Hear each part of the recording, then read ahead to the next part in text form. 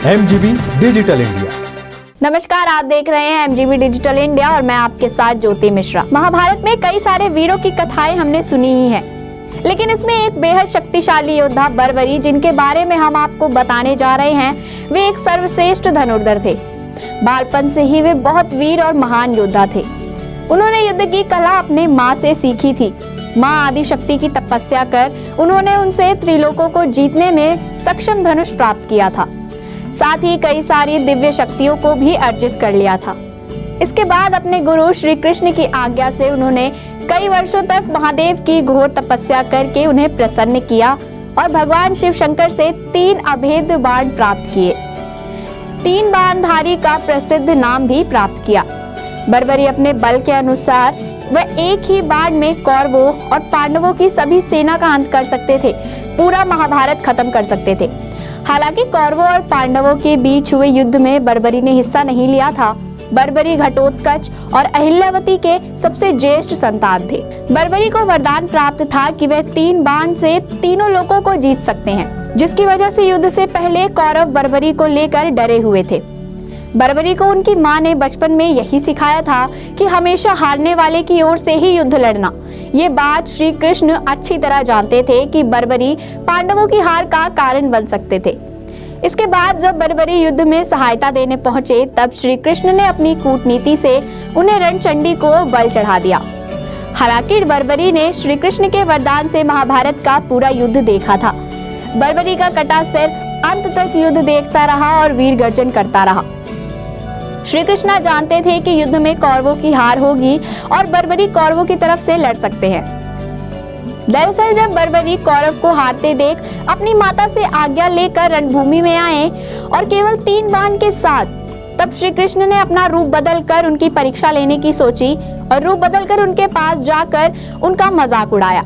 कहा 3 बाण से युद्ध लड़ना असंभव है। यदि ऐसा है भी तो बर्बरी को यह बात साबित करनी होगी। इसके बाद श्री कृष्ण ने उनके सामने स्थित पीपल के पेड़ के सभी पत्तों को एक साथ भेदने की चुनौती दी, जिसके बाद बर्बरी ने बाण चलाया और कहे चुनौती के अनुसार पत्तों में एक साथ सारे पत्तों को छेद दिया। उस दौरान श्री कृष्ण ने एक पत्ता अपने पैरों के नीचे दबा लिया था। सारे पत्तों को भेदने के बाद बाण श्री कृष्ण के पैरों के इर्द गिर्द घूमने लगा और ये देख बर्बरी ने कहा, आप अपने पैर हटा ले, एक पत्ता आपके पैरों के नीचे दबा हुआ है, वरना ये बाण आपके पैरों को घायल कर देंगे। इस घटना के बाद श्री कृष्ण चिंतित हो गए और अपनी कूटनीति के अनुसार ब्राह्मण रूप धारण कर बर्बरी के पास जाकर उनसे दान मांगा। श्री कृष्ण ने बर्बरी से उनका शीश दान में मांगा।